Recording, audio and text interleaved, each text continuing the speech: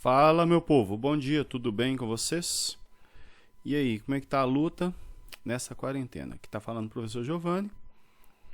Lembrando que esse vídeo é voltado para os alunos da Escola Estadual Maria Elias de Carvalho. Mas se você for de outra escola, eu estou sabendo de vários alunos de várias escolas que têm acompanhado conosco aqui. Seja bem-vindo e espero que seja de muita valia. Fico feliz de estar sendo útil neste momento que nós enfrentamos. Então, os alunos do terceiro ano, segunda semana do PET 3, né? A matéria é o sangue, né? Os grupos sanguíneos, A, B e O. E lembrando, ABO, né? O sistema ABO que nós chamamos, pode ser A, B, AB ou O. E aí, lembrando que esse vídeo, eu vou apenas corrigir as atividades. Por quê? Porque esse conteúdo foi abordado no PET 2 por mim aqui também, né? Porque fazia parte da primeira lei de Mendel, né? Eu utilizei para poder explicar dentro da primeira lei de Mendel lá inclusive é um dos exemplos de codominância e dominância ao mesmo tempo, né? Então vamos lá. Os tipos sanguíneos do sistema ABO são caracterizados pela presença ou ausência de aglutinogênios. E aí uma dica que eu posso dar nesse momento, gênese significa início. Então, essa aqui é a proteína que dá início à reação, tá? É a que vai estar na hemácia. E a glutinina é o anticorpo, que é a proteína que está no sangue misturado, que vai reagir com o aglutinogênio, aquele que começa. Beleza? Só lembrar do alergogênio. Se você não lembrava dessa palavra, nunca ouviu, fique sabendo. E faz sentido, né? Alergo, você já sabe, que é de alergia, né? O sangue tipo A, por exemplo, possui como principal característica a presença de, já vou marcar direto, a glutinina anti-B. É a única alternativa que tinha possibilidade. Tá? O aglutinogênio B está no sangue B. A glutinina anti-A está no sangue B ou no sangue O, né? Mas aí, no caso, o sangue O teria os dois também.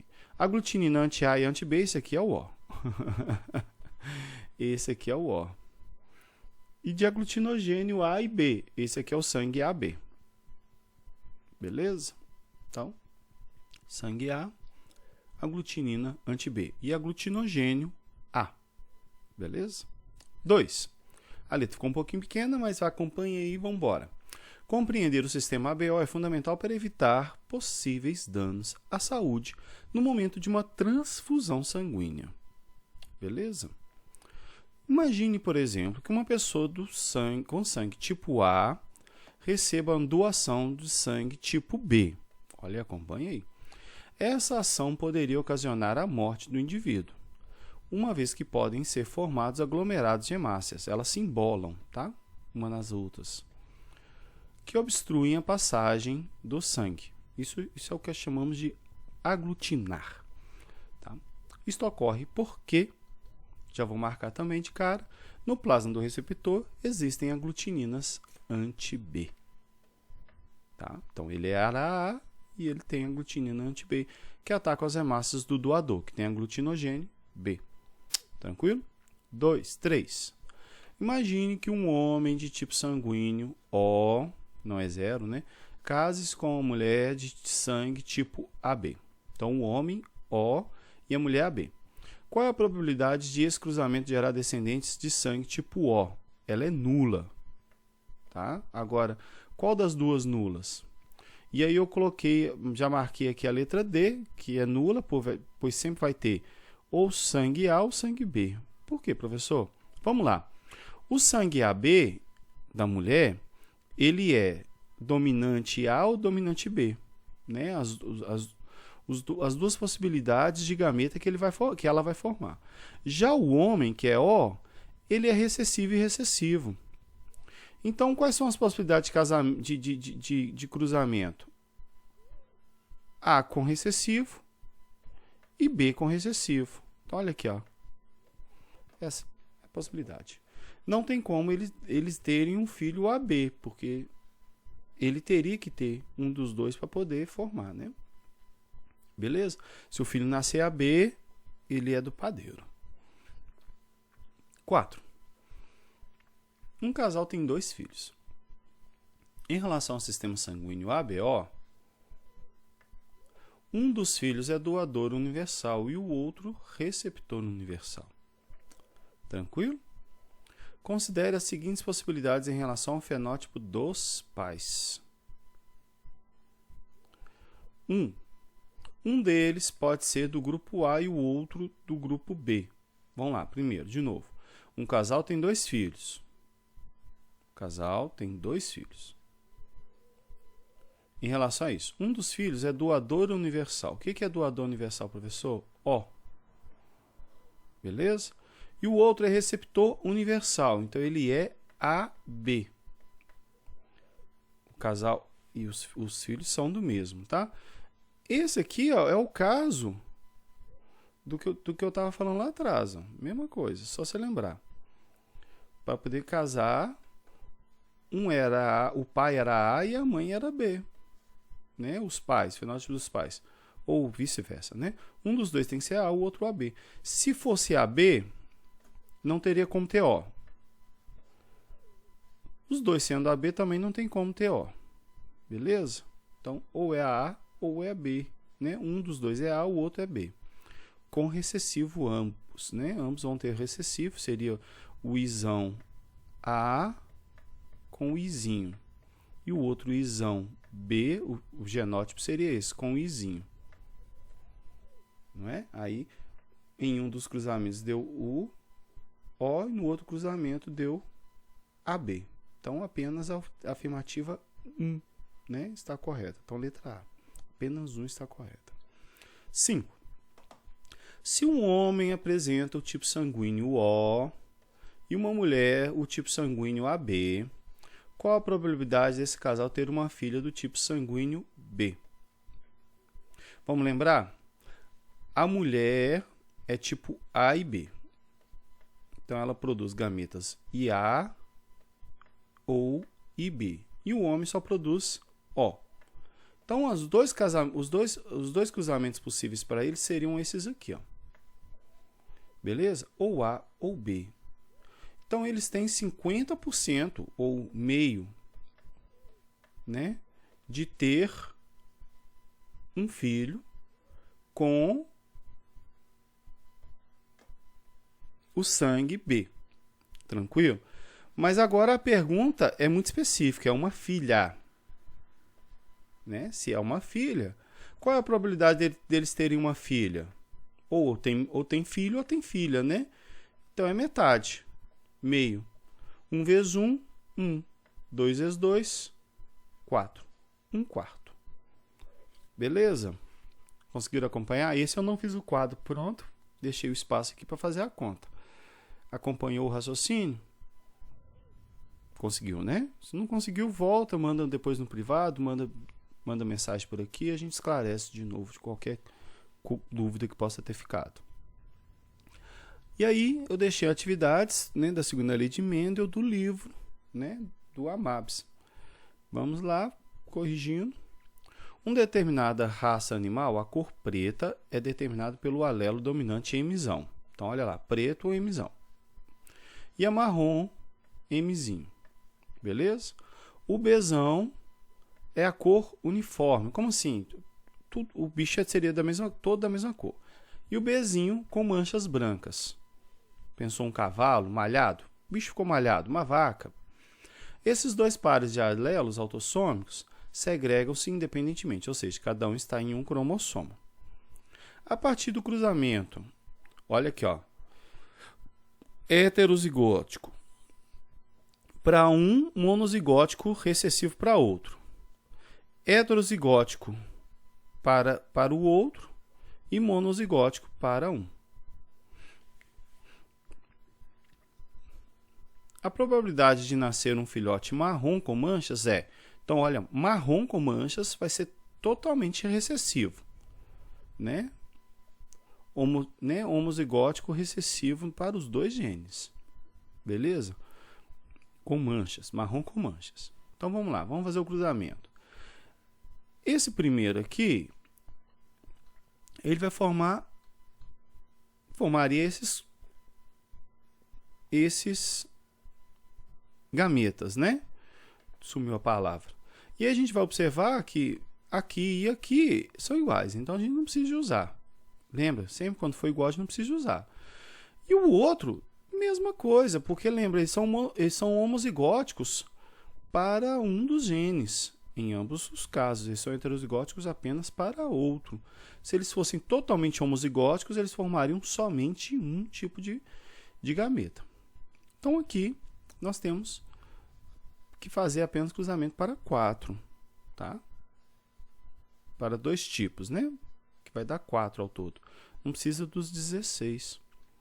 Então ele dá Mzão, Mzinho, Bzão, Bzinho, Mzinho, Mzinho, Bzão, Bzinho, Mzão, Mzinho, Bzinho, Bzinho, Mzinho, Mzinho, Bzinho, Bzinho. Então nós vamos ter preto sem mancha, preto com mancha, marrom sem mancha e marrom com mancha. São as 4 possibilidades. Desse cruzamento nasceu as 4 possibilidades. E em qual proporção? 1 para 1 para 1 para 1. Né? 1/4. Lembra? Ele queria o de monozigótico, né? Recessivo. É 1/4. 1 em 4. 1/4, se a gente transforma em porcentagem, daria 25%. Na próxima questão seria 25%. Mas aqui a gente está como 1/4. Beleza? Fácil. Fácil. Se falasse que é para nascer um macho, aí multiplicaria 1/4 vezes 1/2, aí daria 1/8. Que nem tem a alternativa aqui, né? Questão 2. Supõe um organismo diploide 2N igual a 4 e a existência de um gene Azão em um dos pares de cromossomos homólogos e de um gene Bzão no outro par de homólogos. Então, tem um gene A e o gene B. Cada um está em um par de cromossomos. Lembrando que ele só tem 2 pares mesmo, né? Um indivíduo heterozigótico para os 2 genes formará, essa é fácil, gente, 4 tipos de gametas, na proporção de 1 para 1 para 1. Lembra disso aqui, ó? Aí você vai falar, professor, era 2 para 2. Não, é 1 para 1, né? Sempre a gente vai simplificar, né? A proporção é 1 para 1. Tranquilo? Vamos lá, 3, unifal. Basicamente, quanto mais distante um gene está do outro no mesmo cromossomo, maior é a possibilidade de ocorrência de permutação, crossing over, entre eles. Se os genes Z, X e Y apresentam as frequências de permutação entre Z e X 0,34, Y e Z 0,13 e X e Y 0,21, a ordem mapa desses genes no cromossomo é, com menos acento tudo, né? Na hora de digitar. Vamos lá. Primeiro, quem está no meio do caminho? Você consegue enxergar qual que está no meio do caminho? Eu consigo enxergar qual que está no meio do caminho. O Y. Professor, como assim? Olha aqui, ó. A distância entre o Z e o X e o Z, é 0,34. E os outros dois, eles estão somando aqui, dá 0,34 certinho. E quem vai estar no meio é justamente o Y. Então, qual que é a única alternativa que o Y está no meio? É a C. Qual é a ordem deles lá no cromossomo? Por exemplo, o cromossomo está aqui assim. Vamos supor que fosse o cromossomo X.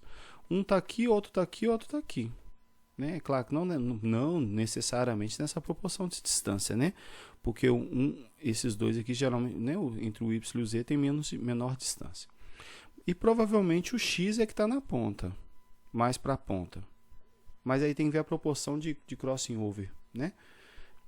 Então, enfim, né? Seria isso aqui, ó.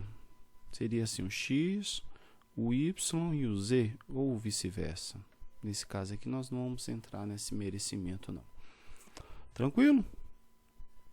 Tranquilo. 4. Com relação ao processo conhecido como crossing over, podemos afirmar que este, letra A, diminui a variabilidade genética. Não, Porque pensa, se está trocando os genes dentro do mesmo cromossomo, não tem como diminuir a variabilidade. Separa cromátides homólogas. Não, nada a ver com isso aqui. Corrige a recombinação gênica. Nada a ver, tio. Aumenta a variabilidade genética. É esse aqui. Troca cromossomos entre genes homólogos. Também não. É ao contrário, né? Troca genes entre cromossomos homólogos. Beleza? Seria ao contrário, aí estaria correto. Mas a letra D aumenta a variabilidade genética. Por isso, às vezes, você herdou característica da sua avó e do seu avô, mesmo estando no mesmo gene. No mesmo gene não, Giovanni, no mesmo cromossomo. Só que a gente muitas vezes não vai ter noção do que aconteceu para isso, né? Agora, né? Porque é tudo muito complexo no nosso corpo, para a gente poder explicar isso assim. Mas às vezes, por exemplo, a cor do cabelo estava associada ao tipo de cabelo. Mas aí, de repente, cruzou os dois e você herdou um de cada, né? Um lado puxou o pai, o outro lado puxou a mãe, né? Conhece essa história, né? Mas tem nada a ver com isso, não. Não necessariamente. 5. Um casal cujo homem tem sangue tipo A com RH positivo e a mulher é sangue O e RH negativo. Lembrando que a mulher RH negativo tem aquele problema da eritroblastose fetal. Teve o primeiro filho com tipo sanguíneo O e RH negativo, graças a Deus, né? A probabilidade de um segundo filho ter o mesmo genótipo do primeiro é. E aqui eu vou fazer o cruzamento de novo, tá bom? Então, o pai, é o pai, né? É o pai, ele é A e ele é RH positivo, certo? Mas ele tem o RH negativo e ele tem também o Izinho. Por quê, professor? O primeiro filho dele não é O, então ele tem o Izinho. Ele tem o RH positivo e também o RH negativo. Ele é de heterozigótico, né? De híbrido, né? Que nós vamos conhecer. Por quê, professor? Olha, ele é A. O primeiro filho dele tem O, então ele tem o Izinho. Ele é RH positivo e o primeiro filho dele é negativo, então ele tem o Rzinho. Eu coloquei como R aqui. Beleza? Tô conseguindo entender a ideia? E a mulher, ela é homozigótica, recessiva. E aí, lembrando, de novo, a gente não precisa fazer tudo, né? A gente vai fazer só uma, porque tudo vai ficar igual. Beleza? E aí, a gente fazendo um cruzamento entre eles. Vai ser A com recessivo. Vai ser, né? O todo heterozigótico, né? Um filho de híbrido. No caso aqui vai ser A positivo. Aí temos o A negativo. Temos o O positivo e o O negativo.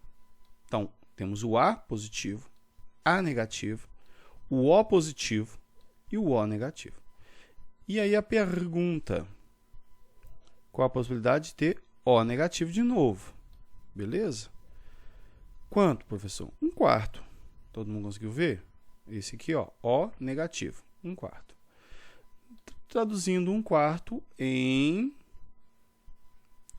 porcentagem, 25%. Se fosse para poder definir o sexo, menino ou menina, né? Aí seria 12,5, porque aí é a metade. Tranquilo? Então, nós ficamos por aqui. Lembrando, as atividades valem sua carga horária. Não deixe de fazer, se você ainda não fez, corre e envia, dá tempo. Aproveite o tempo enquanto ele existe. Até a vista com Deus. Se Deus quiser, até semana que vem.